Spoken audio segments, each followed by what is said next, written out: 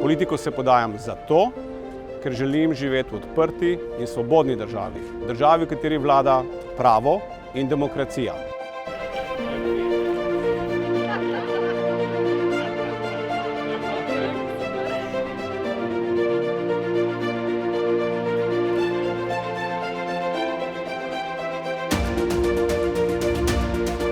Danes so ogroženi temelji vladavine prava in temelji demokracije.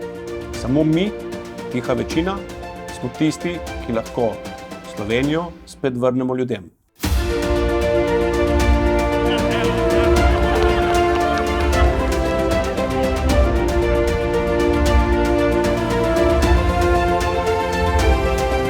Samo skozi spoštljiv dialog, spoštovanje in sodelovanje lahko kot skupnost rastemo.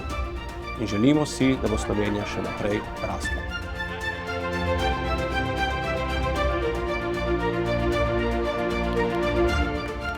Če želimo tudi leta 2030 še naprej živeti v odprti in svobodni družbi, potem moramo ukrepati sedaj.